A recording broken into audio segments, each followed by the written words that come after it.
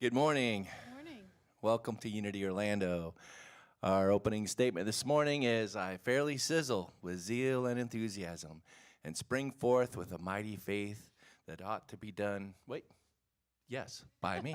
I did it. All right, let's all affirm that together. I fairly sizzle with zeal and enthusiasm and spring forth with a mighty faith to do the things that ought to be done by me.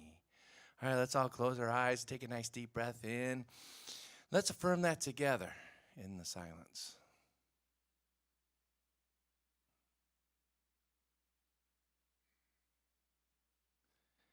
And so it is. And now if you'd like to stand and we'll sing our joy song this morning, it's called I'm About to Shine.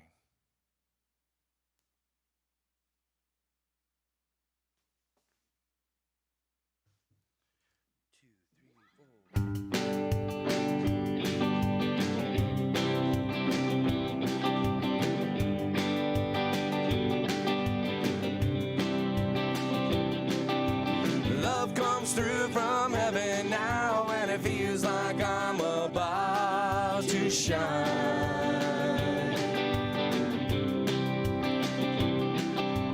Love comes through from heaven now, and it feels like I'm about to shine.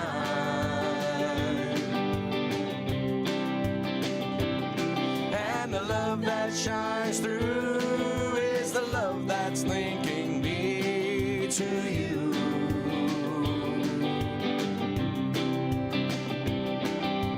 Peace comes through from heaven now, and it feels like I'm about to shine.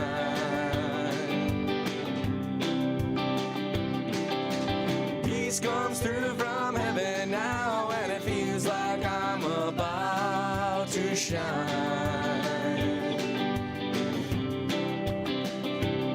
And the peace that shines through is the peace that's linking me to you.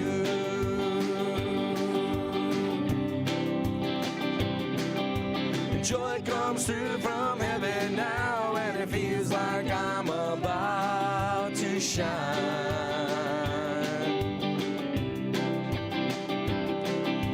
Joy comes through from heaven now, and it feels like I'm about to shine.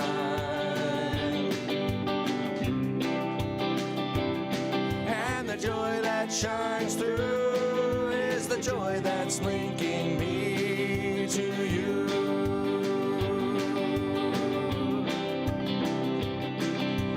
Light comes through from heaven now, and it feels like I'm about to shine.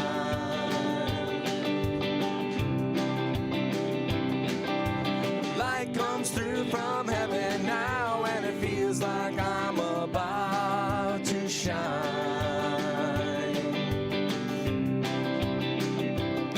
And the light that shines through is the light that's linking me to you.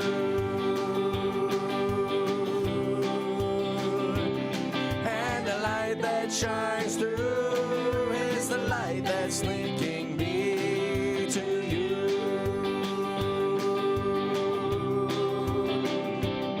And the light that shines through is the light that's linking me to you.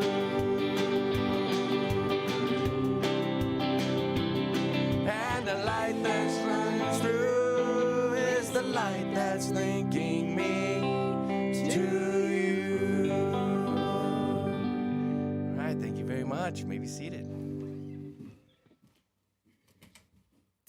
Good morning, Unity Orlando.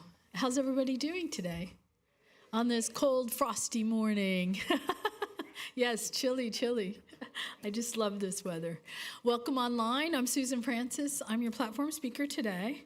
I don't see any visitors, so we're all family. I'm glad you're here, and I'm glad you're online with us. A couple of announcements. Our chaplains pray every evening at 8 p.m. We invite you to join us. The theme for this month is Faith Blesses My Day and Paves My Way. And if you need prayer after service, you can see myself, and Joy is here as well. And If you want to hit all the chaplains, come to second service. We have a chaplain meeting today. So, also speaking of meetings, both the men and women's groups meet today after the 11 o'clock service as well. And our annual membership meeting is coming up next Sunday, the 28th. We will be having a potluck as well, and it's after the 11 o'clock service, so please bring a salad, casserole, side dish, or dessert to share. Also, if you're interested, maybe, in becoming a prayer chaplain, we're going to have a information orientation meeting on Sunday, March 3rd, following the 11 o'clock service. There's a little flyer on the credenza if you need one, or see Brian back there. Think about it. You never know. You might really grow in your faith and your prayer life by becoming a prayer chaplain. And you might even see a billboard that says, "Be a chaplain." Okay, Reverend Bob's lesson this morning is using imagination. But before I turn it over to Brian, I have a little story to tell you about two sisters. There were two sisters. One was blonde and one was a brunette. And they inherited the family ranch. Unfortunately, after a few years, they were in financial trouble, and in order to keep the bank from repossessing the ranch, they needed to purchase a bull from a stockyard in a faraway town so they could start breeding their own stock. And they only had $600 left.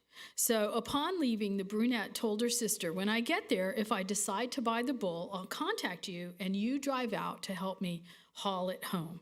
So the brunette arrived at the stockyard and inspected the bull, and she decided she wanted to buy it. So the man tells her he will sell it for $599, no less. After paying him, she drove over to the nearest town to send her sister a telegram. So it kind of tells you how old this story is. Today we would just text. She walks into the telegraph office and says, "I want to send a telegram to my sister telling her I bought a bull for our ranch. I need her to hitch up the trailer in our pickup truck and drive out so we can bring it home." The telegraph operator explains that he'll be glad to help her, but then adds it's 99 cents a word. Well, after paying for the bull, the brunette only had $1 left. So she realized she'd only be able to send her sister one word. So after a few minutes of thinking, she nods and says, "Okay, I want you to send her the word comfortable." So the operator shakes his head. "How is she ever going to know that you want her to hitch up the trailer and drive to the pickup truck to pick up the bull?" And the brunette explains, "Well, my sister's a blonde, and the word is kind of big, so she's going to read it very slowly. Come for the bull." I thought that was cute. And I do apologize for the beautiful blondes here. And now I'm going to turn it over to Brian. Come for the bull. Imagine that. I had a friend that always said, "Imagine that." So I wrote a song, and it's called Imagine That.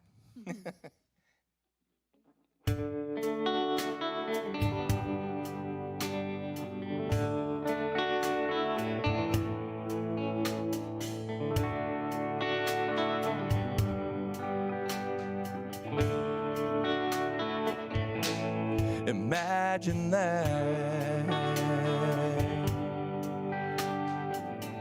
All the good that flows, imagine that.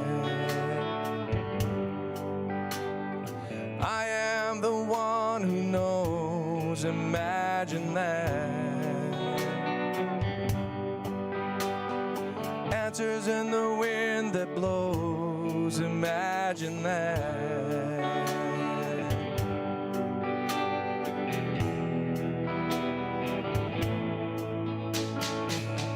Now I am stronger in my life than I'd ever known, and I grow stronger every day.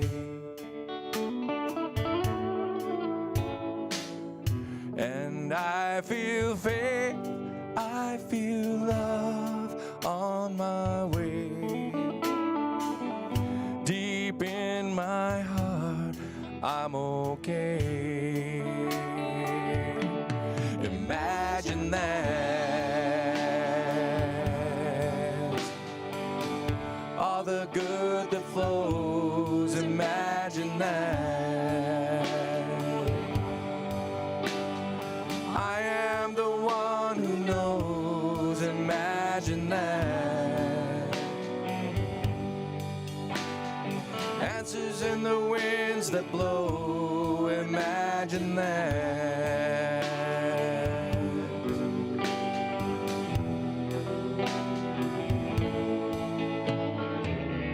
And in 1,000 years, nothing has stayed the same. Here in the moment still, I have a dream.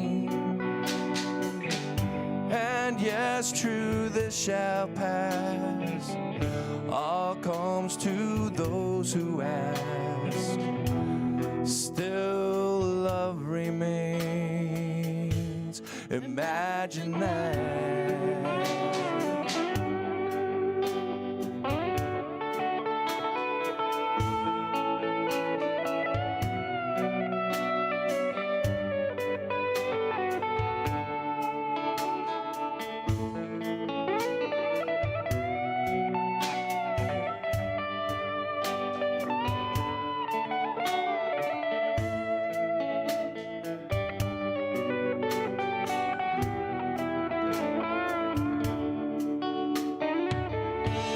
Imagine that.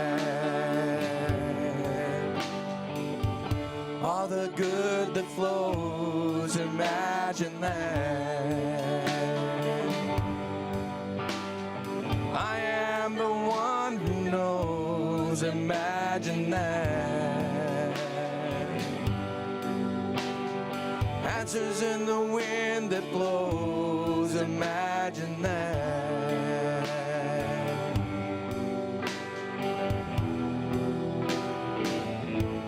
Imagine that.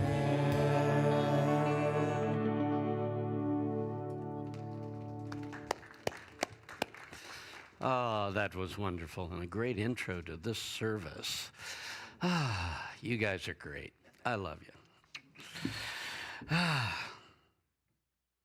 Well, I see you made it through last night. Welcome to the end of what I hope was the coldest night of the year for us. Because if it's not, my plants are going to hate me. It's not going to be good on my plants if it gets any colder than it did last night.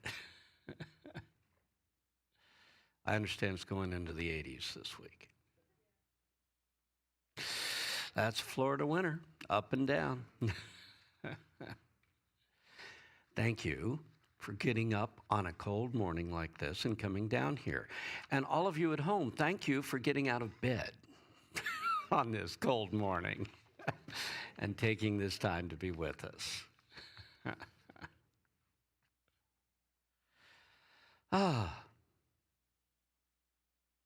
Today we're going to talk about one of the more fun topics in spirituality. We're going to talk about the picture prayer. That's what I'm going to call it, the use of imagination.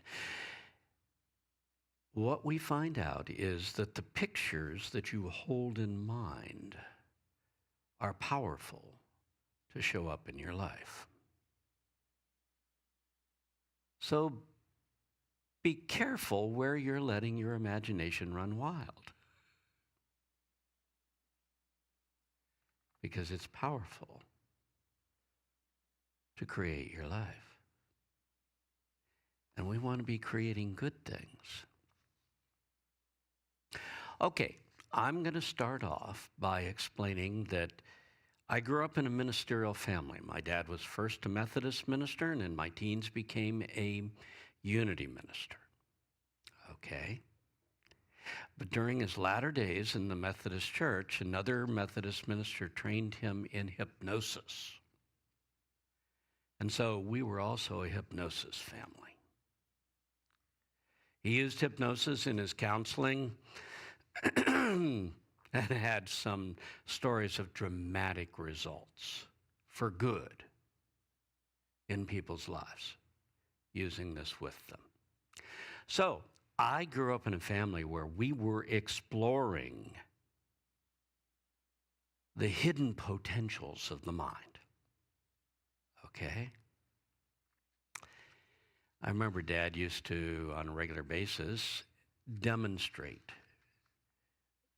hypnosis to show, you got to understand, we're talking 60 years ago now, and it was a whole different world. And hidden potentials of the mind was like, you got to be kidding me. These days, it's quite mainstream. But in that day and age, it was unusual. So you had to demonstrate that it actually worked. And he was trained. He was a hypnotechnician. He was trained in demonstrating. And so people would honor. Quite often, someone would come, says, well, you can try, but I'm pretty sure you can't put me under hypnosis. And usually that guy went under the fastest. And Dad would explain why that was so. I grew up knowing that hypnosis works because your imagination is always stronger than your will.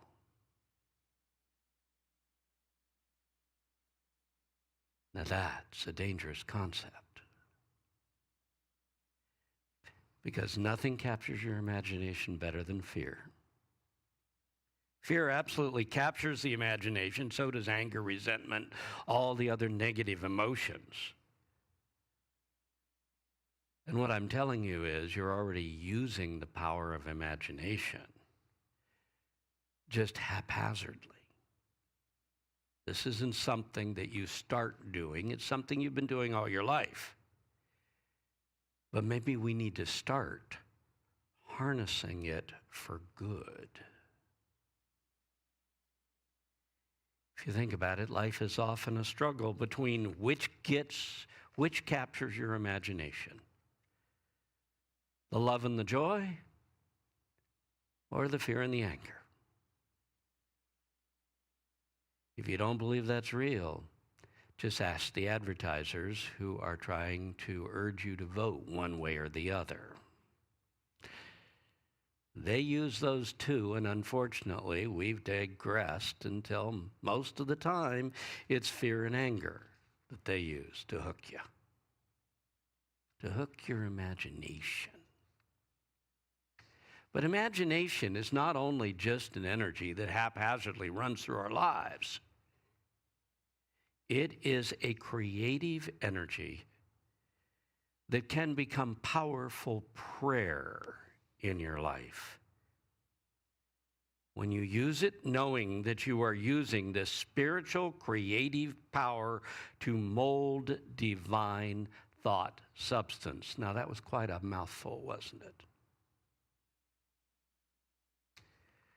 But I'm suggesting that imagination, well, if you're in unity, you know that one of the 12 powers is imagination. The imaging power of the mind. So it has very much a spiritual side to it. You say substance, divine thought substance? Yeah, we're getting a little esoteric on you, but the bottom line is, let me describe substance. Substance is everywhere, invisible, and unformed. It is unformed God thought stuff. Okay? That's how we describe it. And through thought, and particularly through imagery, we give it form. We create form out of the unformed. On an invisible level, right? But all prayer functions on an invisible level. So that's what we're doing. We are creating with our prayers thought forms. When we mold it, we give it form and we pour life into it. Just as you are, and once again, a heady definition, an idea in the mind of God, because God energy is poured into us and gives us form and essence. Your thoughts are your creations on the invisible level. So what happens is, through imagination, we give form in our mind to energies, feelings, ideas. We see it this way, and that gives it form. And then we pour feeling into it, and that gives it life. So, these thought forms that are our prayers, and these thought forms that are our fears, they get their life from us. So please understand, you can take your life back out of them too. And what we need to do is learn to draw the energy out of the negative thought forms we're sending into the invisible realm around us, and pour our energy into the positive ones. That's how you create a life of goodness. Remove your energy from all the negative things around you. Pour it into the love, the hopes, the dreams, the positive things in your life. And one of the most dynamic ways we function on the invisible realms is by creating images. So what I'm saying is, if you're praying for healing, you want to have an image of your body whole and healed in your mind. We're probably at the moment imaging it, oh my God, it's a mess. You know, if you're praying for healing, you want to change that image. If you have the image of yourself as a failure, you want to begin to image success and hold that image in your mind. You want to give that form in the invisible realms, because basically what happens is you turn this thought form loose.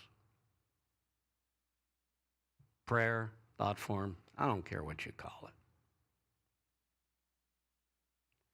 You turn this divine thought energy given form in your mind loose.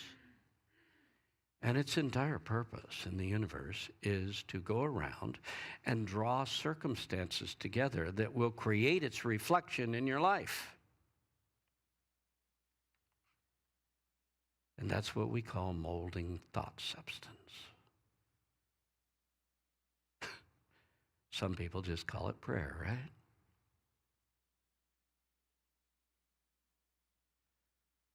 So what I'm going to suggest to you is that when you are molding thought substance, when you are creating an image of that which you hope to see in your life, which is a powerful form of prayer, be specific.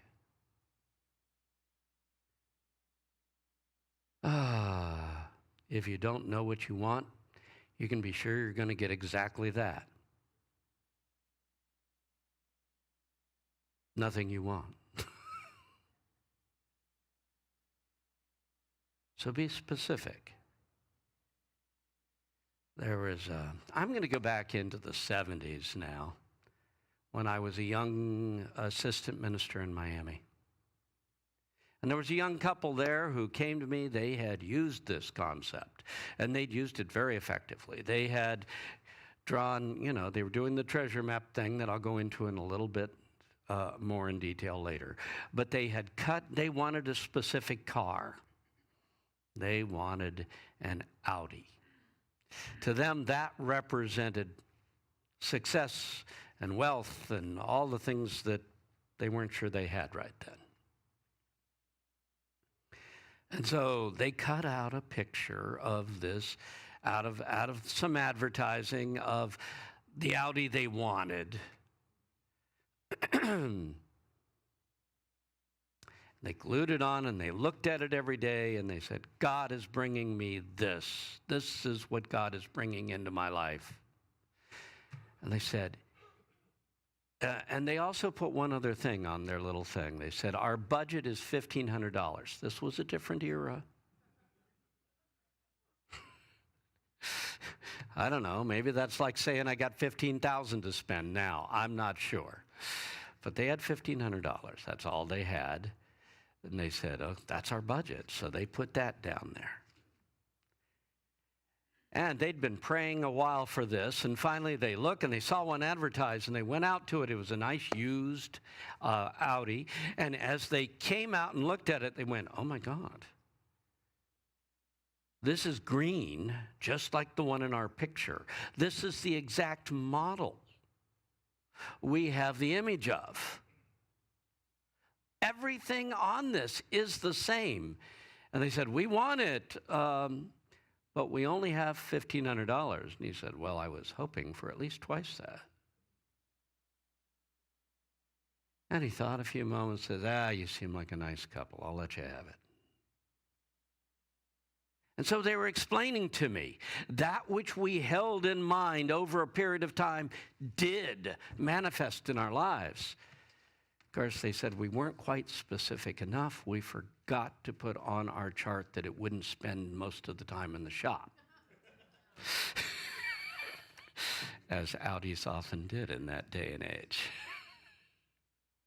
They're much better now, I understand. But people say, do you really want me to get all specific? What if I'm not choosing what is for my highest good? And I'll tell you, that is a distinct possibility, okay? That's why you do your part. You get as specific as you can. You hold the image. You do all the prayer work. And at the end, you say, this, Father, is something greater. Recognizing that maybe I haven't chosen what's for my highest good. And ultimately, God is in charge. You said, but I put all that energy into this specific thing. What you are saying is, God, if this is not for my highest good, redirect this energy toward what is. God's quite capable of that. That's not a problem.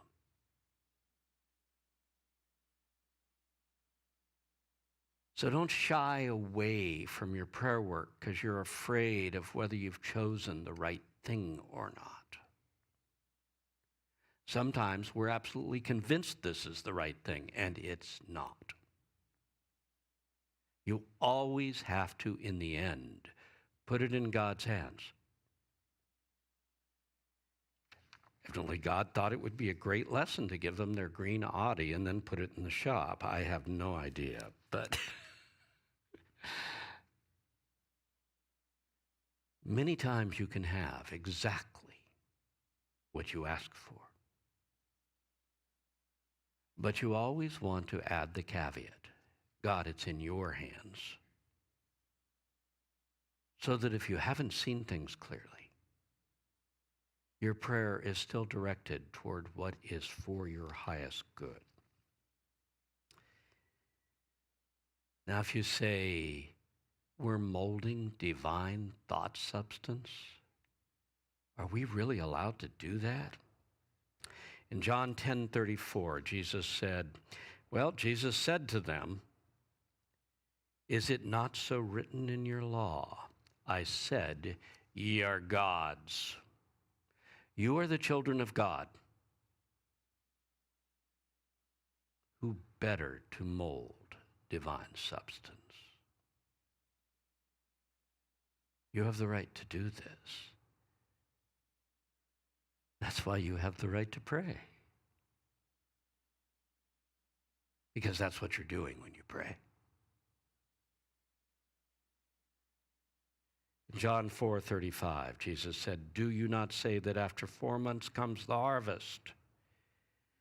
Behold, I say to you, lift up your eyes and look at the fields which have turned white and have long been ready for harvest." That's what you're doing when you use the picture prayer, when you hold the image of where you're going.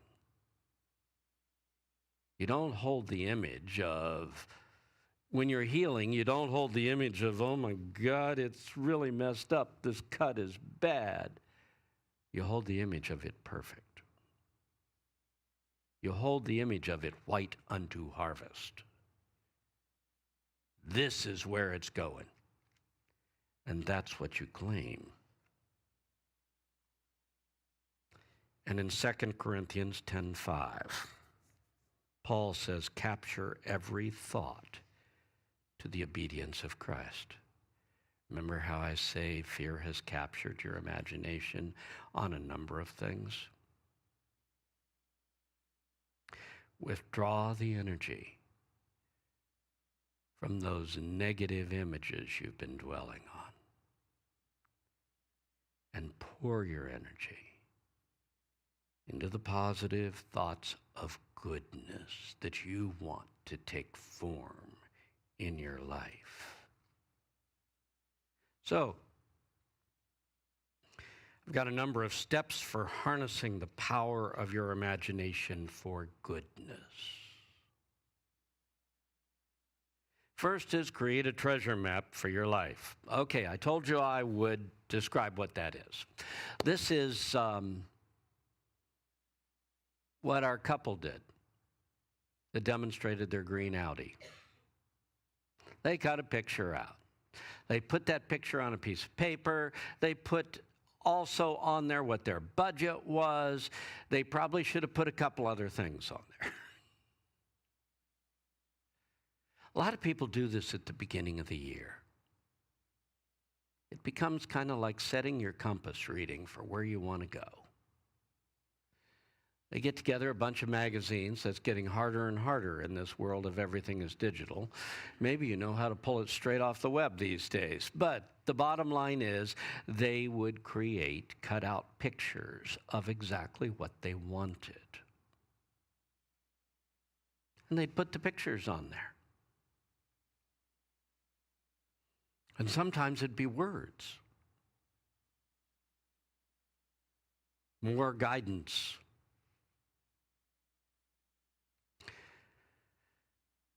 Feeling God's presence. You know, some of these things would be on there too. They'd have pictures of the physical things. And they'd have words that represented those other more abstract things that they wanted in their life.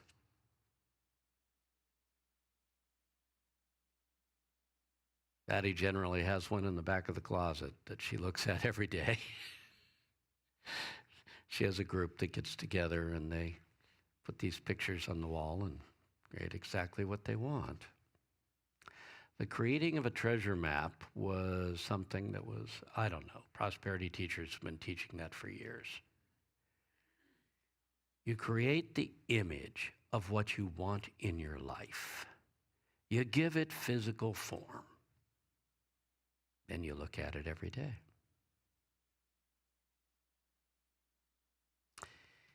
Some people do it in words, specifically, and they put their favorite affirmations on the mirror or the refrigerator.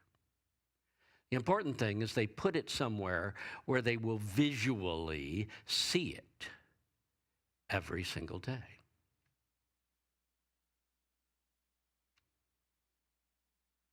And it's proven amazingly powerful to create greater goodness in our lives. The second point I'm going to talk about is actually basically decorating your house. Surround yourself with art, colors, and decorating that bring up happy feelings for you. Maybe it doesn't for other people, but it needs to bring up happy feelings for you. Do you remember the era when half the households in the country had a picture of a bullfight with this bull bleeding, and generally the reds were there to stand out, and you looked at it and went, oh my God, this is not what you want on the walls of a place you call home. Or knights, killing each other, this isn't what you want. You want to have the images, you want it to bring up the beauty, the love, and the joy that you are holding for your life. To this day, I have a little wooden statue about this big. It was carved out of some exotic wood or something. My wife brought it home to me and said, you like animals? Here. And I took one look at it and went, oh, that cat looks absolutely evil. But I thought, well, she brought this to me. I need to do something with this, And so I got adjusted to it. We looked it up.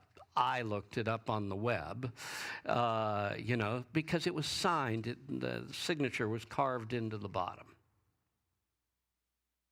And this was a wood carving of a wild cat that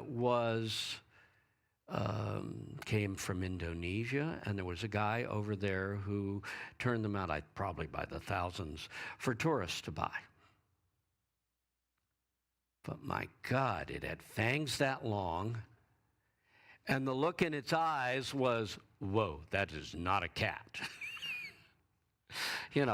But we thought, okay, it came from Indonesia, we'll keep it there. So it happened to have been on the coffee table in the living room when Lindsay came to visit one time, and this was quite a while back, and she had her husky with her, Lily. And she came to me and she said, you've got to remove that statue. You got to take it and put it in the house. There's something evil about it. It says, Lily doesn't bark like this at anything else, but she is going crazy over that statue. I think there's something wrong with it. I thought, well, I always kind of felt that a little myself, So I put it away. You say, did I say I still have it to this day? Yeah, but it was delegated to the outside. And right now, it's guarding the corner fence at the lake where the neighbors' dogs occasionally would come around. And they haven't been back. I say, yeah, it's guarded by Demon Cat. But you don't want Demon Cat in your home.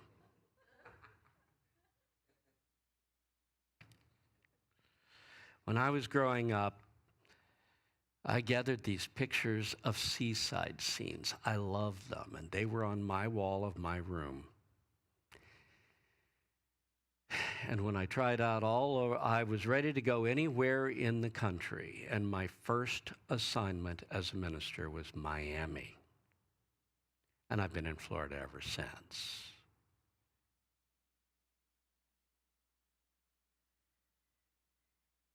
Take a look at your decorations and say to yourself, if my decorations were to come alive, would it be a life of goodness?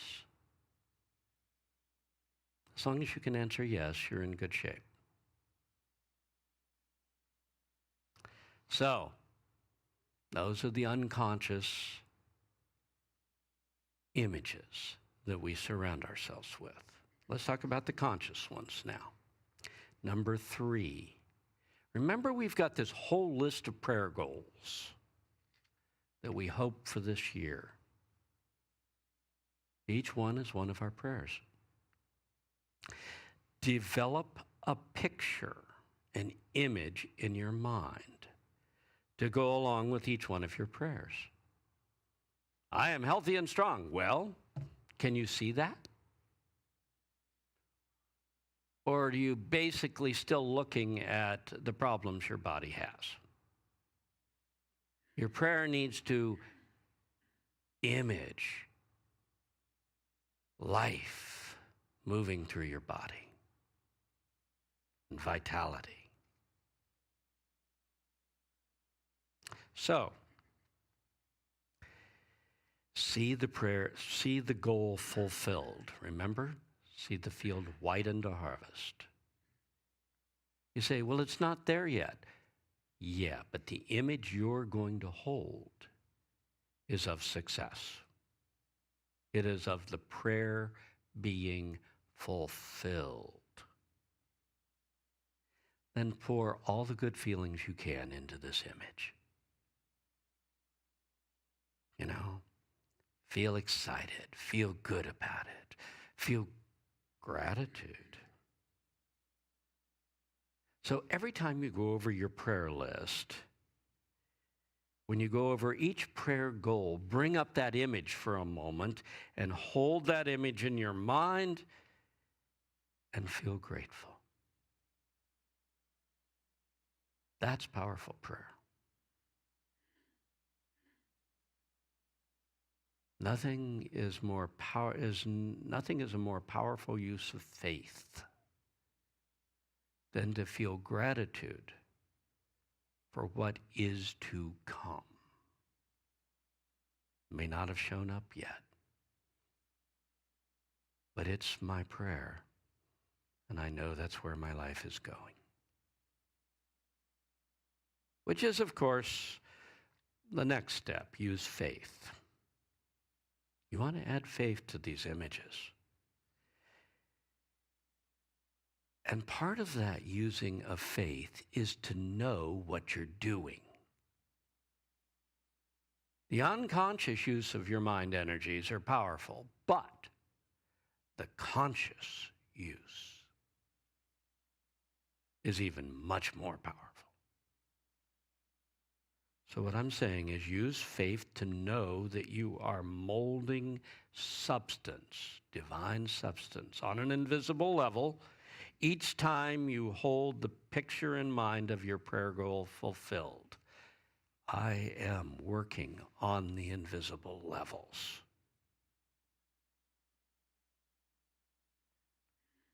Create the thought form. This image is nothing more than a container. It's not terribly powerful unto itself until you fill it with feelings.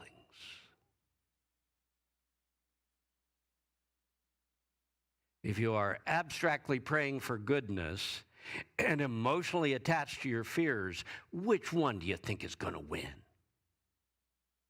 The one where you place your energy. It's time to pull your energy out of your fears and put good energy, excitement, love, joy, gratitude into your image of what is coming into your life. So, pour your positive energies into it. You are giving this thought form life. And then send it forth on the invisible levels to draw together the circumstances that will allow this to take form in your life physically.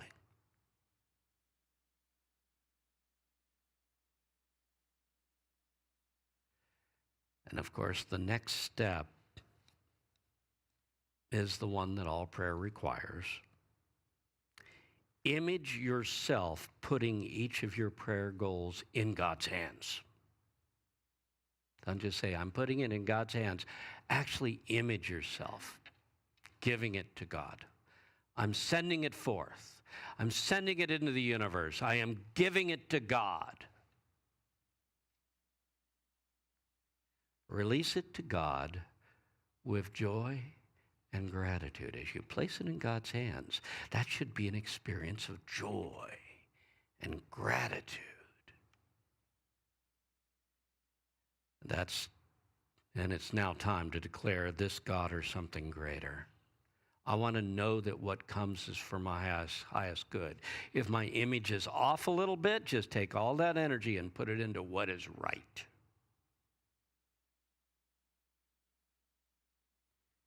Some people like to carry the imagery a step further, and when they give it to God, actually they give it to their angels, which is giving it to God.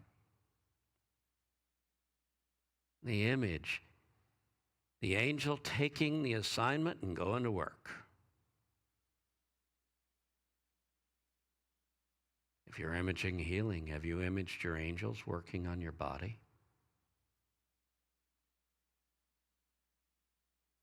Have you imaged your angels attracting to you the abundance that you need in life?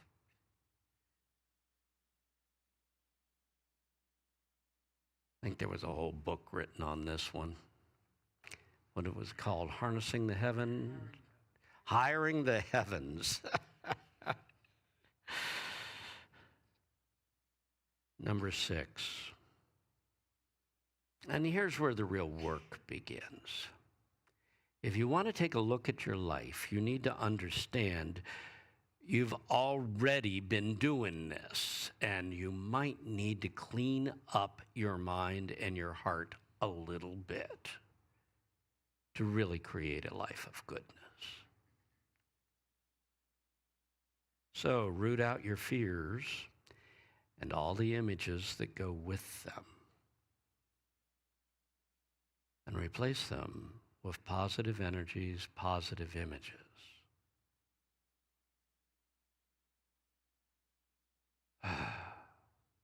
It's really a very tough assignment and very powerful to make your life better.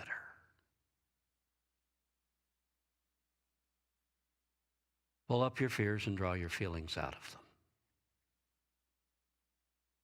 You're allowed to see it, that possibility is out there in front of you. You're not allowed to feel deeply the fear of it. That's the dangerous part. You gave it life. Just pull the life back out. And then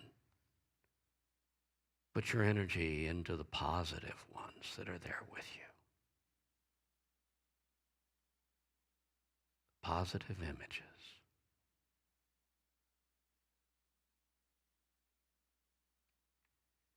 Years ago, I was deathly afraid of wasps. When I was 5, I was swinging on the swing set and got it kind of rocking back and forth, the whole thing, and I didn't know that the wasps had built a nest inside one of the tubes, and they got pissed. They came out and they stung. I got stung right over the top of my right eye. You know, well, that left an indelible impression on me. And for the rest of my life, well, for the rest of my growing up years, I was deathly afraid of these things that could sting you. And of course, in ministerial school, I found myself in an old house that happened to have some wasps that were around there. And I'm talking to them at first. And I'm saying, okay, you stay on your side of the room, I'll stay on mine, you know. And then finally, one's in the bathroom, and I've got to go shave. And finally I said, okay, I'm going back to my room. I have something to do. When I come back, if you're still here, I'm going to kill you. When I came back, it was gone. Started thinking maybe I could communicate with wasps. And I've built a detente because I started pulling some of the fear back out of that situation. In fact, when I moved to Miami, this group of little wasps built a nest right over the top of my screen door. such that when I went out and came in, it shook the nest and they all spread and flew. But by then, I'm kind of feeling détente with wasps. I'm pretty sure they're not going to sting me. And I said, okay, until one of you stings me, I'll leave you there. It's not a problem. And I called them my pet wasps because they greeted me every time I came in and out of that door for 8 months. Never stung me once.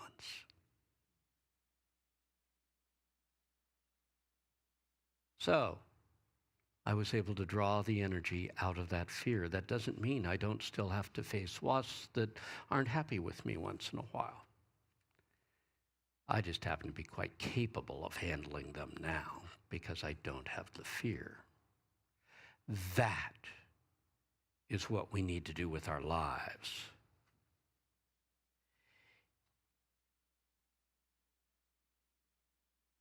Image yourself the master of your fears. Image success where you have had images of failure. Draw the energy out of the images of failure and put your excitement into the images of success. You say, is it really powerful to simply image myself succeeding? Absolutely. By now, I'm sure most of you have heard that study that was done one of the major universities a while back where they tried to see whether imaging was powerful or not, and it had to do with making free throws on the basketball court. And in gym class, they divided the class into 3 sections. One section was to practice every day. The other section was to come and sit in the bleachers and image themselves making baskets every day. And the last section was to do nothing, not even come to class.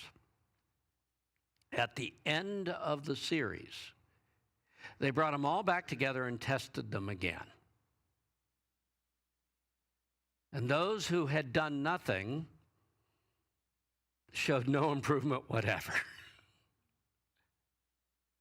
Those who had practiced showed like a, 30%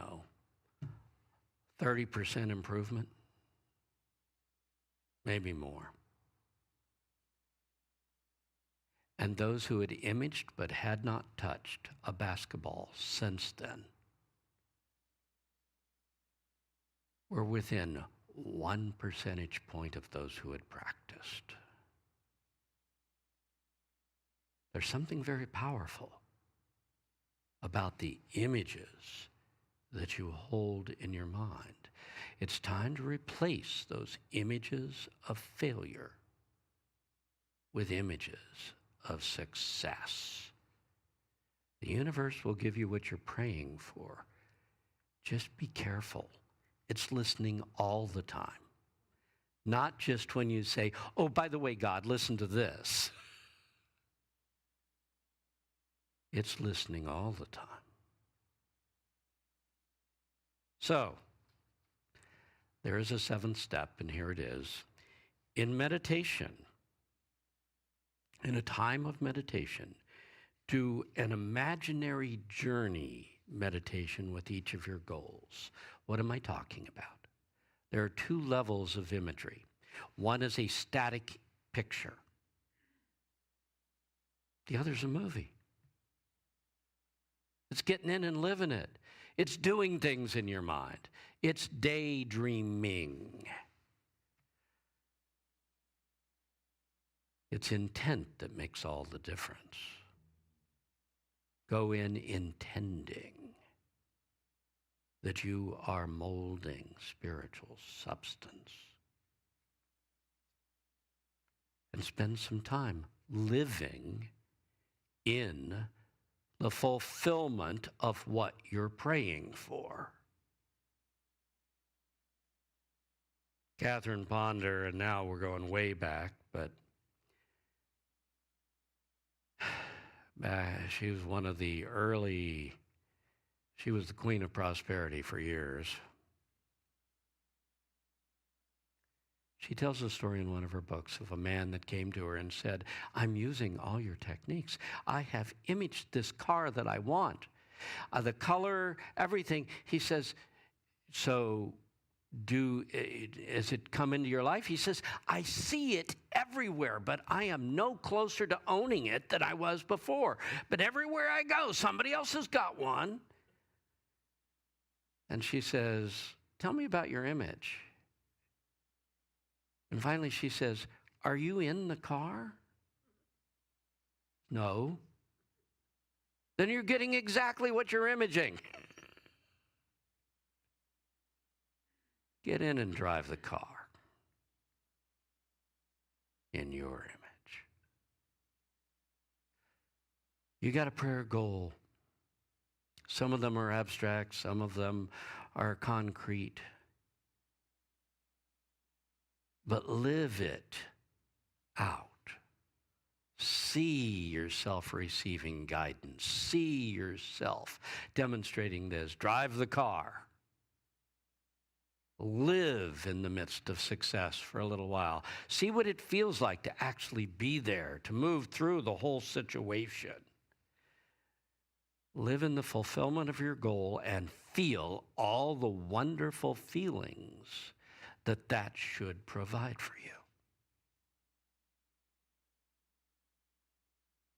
Now, as I alluded to a moment ago, you can use the imaginary journey meditation, the inner movie, to awaken spiritual energies too. So you may want to spend time in meditation. It could be a journey in which you walk through the woods to a private sanctuary where you meet God. It's your private church. And that becomes your image. It becomes a container within which you can now experience something even deeper. Some people go on a journey to walk on the beach to regain peace. In the middle of their day, they stop, they go, and they walk on the beach in their mind so they can get their peace back. Others imagine moving in a vitally healthy body, and while they're doing it, they feel the joy of life. You can image your plants growing and flourishing, or quite frankly, any part of your life growing and flourishing. You can image surrounding yourself in light.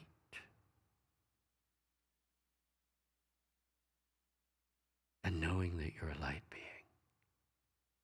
Or surrounding anyone you know in light and knowing they're divinely protected.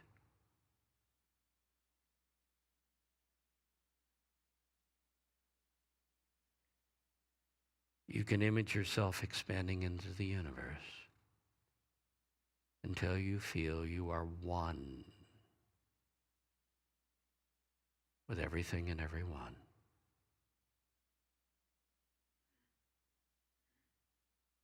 I will often say, if you want to understand Jesus' teaching, it's not about being noble. It's about knowing you are one with God, and God is one with everything. Only from that point of view does his teaching not seem to have these times when it just doesn't come together. From that point of view, it all comes together. So, let me wrap it up. Tapping the power of imagination is nothing new. You've been doing it all your life, but you've been doing it haphazardly. Negativity, fear, anger, they've been capturing your imaging process all along. What I'm suggesting today is that in order to create a life of goodness, we need to take responsibility for the images we're holding in our minds and choose to hold positive images of goodness. Or as Paul said, capture every thought to the Christ. If you attempt this, I'll guarantee you'll discover that the picture prayer is ultimately quite powerful in your life. So let's close our eyes.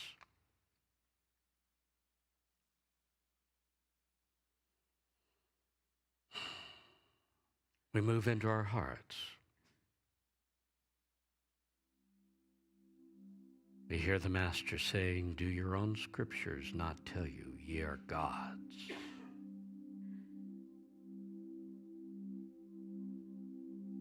And here in our hearts, we realize I am so much more than human.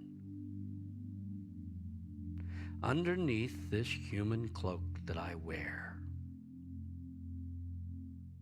I am a child of God.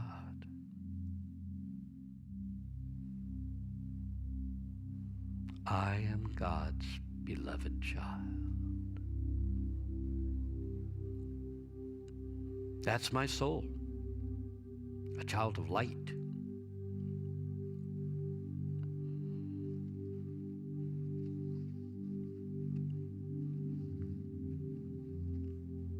My soul is light because God is light, all light. Whether you see it with your eyes or not.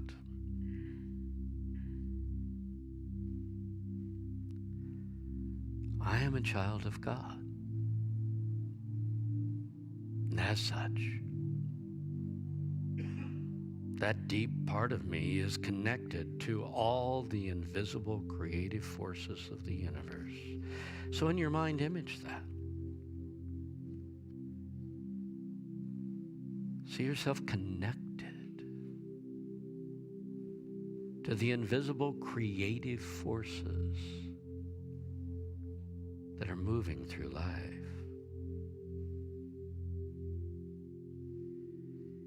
And as you know that, think of one of your prayer goals for the year, whatever it is, and in your mind, image it fulfilled. See the field white unto harvest.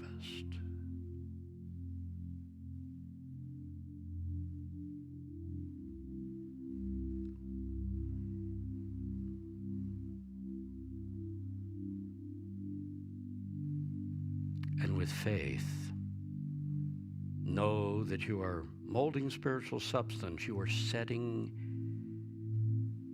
creative forces into motion.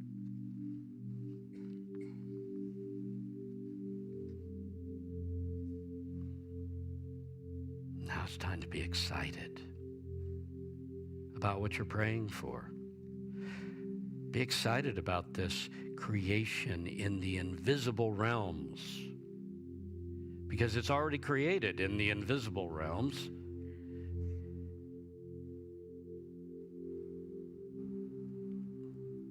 And as you can see it in these realms, feel gratitude for your prayer being answered. And for a moment, turn this static picture into a movie. Live in the fulfillment of your prayer.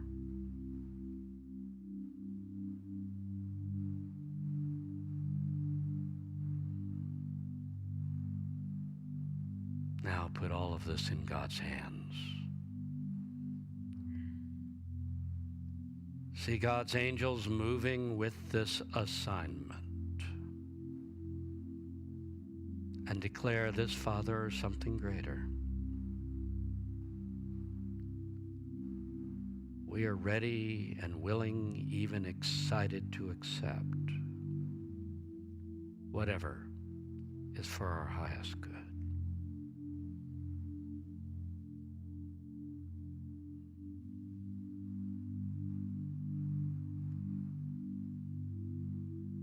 Now let's head to something less tangible and visualize the light of God shining from your heart out through your whole being.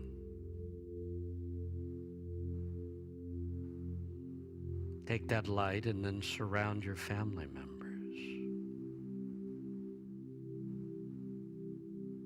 Surround your job in light. Even your home and your car in God's protecting light. With faith, know that as you're doing this, you are literally working with God light. It's something you must know. And see that all of your prayers are a pathway of light.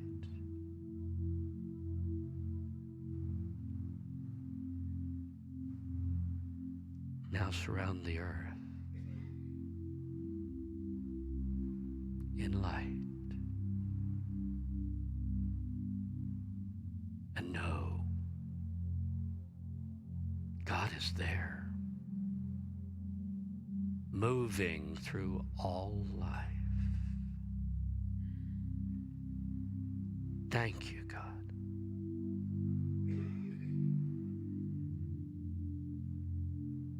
For all you're creating, for your protecting presence.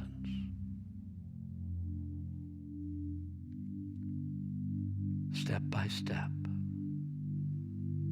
lifting each and every one of us to our highest good. Thank you, God. Amen. The usher will come forward. We'll prepare for our offering.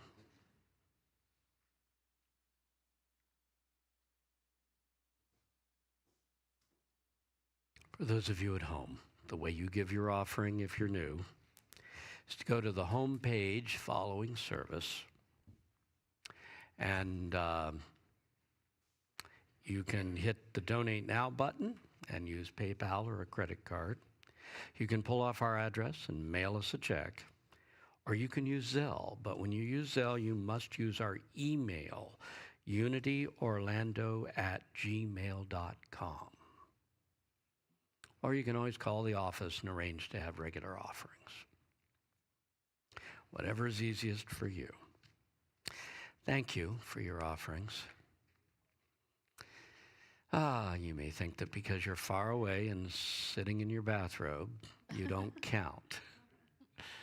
But actually, it's your support that's keeping us going, and we are truly grateful. Along with the support of every one of you who's sitting here. For us, it's only one way we do it. So here we go. We're going to hold our offering in our hands, and we're going to declare, divine love through me blesses and multiplies all the good I am and have, all the good I give and receive. Thank you, God. Amen.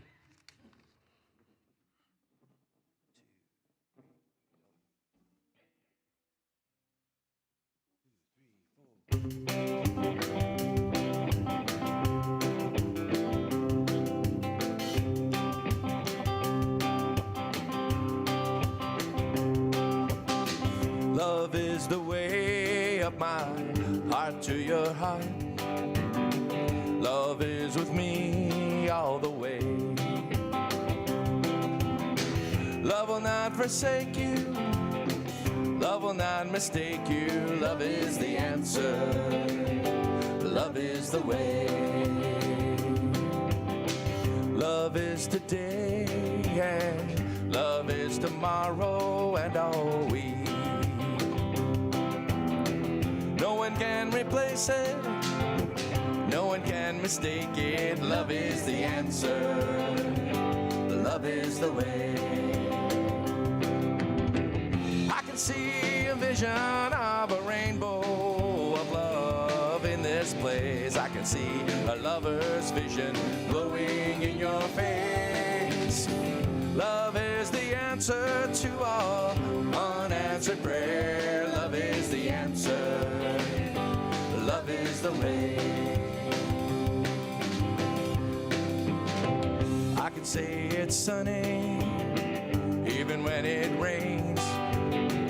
I can make the sunshine bring out all its lazy rays. I know I can do it. You know there ain't much to it. Love is the answer. Love is the way.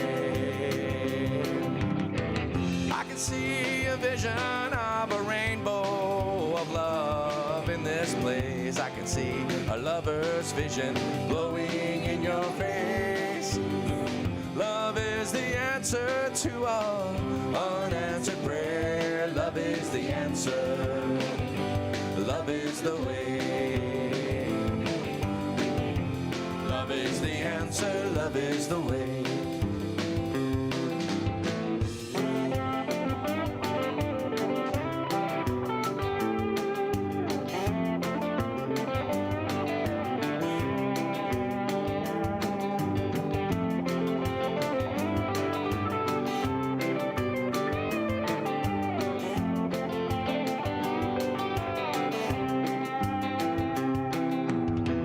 I can see a vision of a rainbow of love in this place. I can see a lover's vision glowing in your face. Love is the answer to all unanswered prayer. Love is the answer. Love is the way. Love is the answer. Love is the way. Love is the answer, love is the way. Love is the way.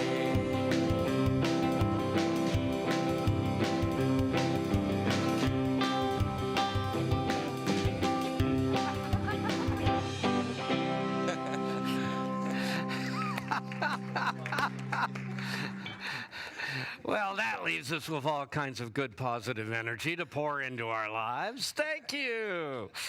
Let's see. Where are we?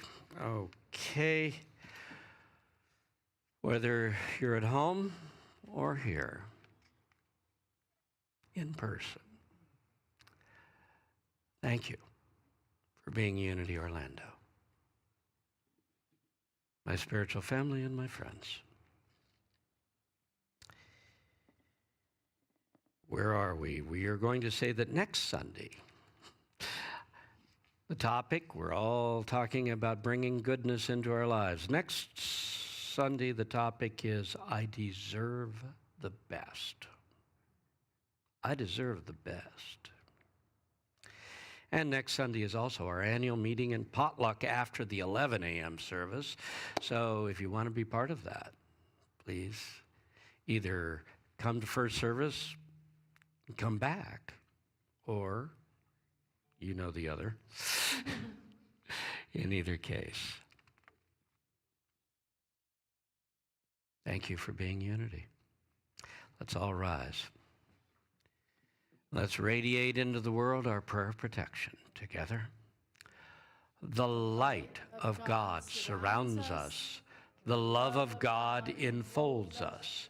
The power of God protects us. And the presence of God watches over us. Wherever we are, God is, and all is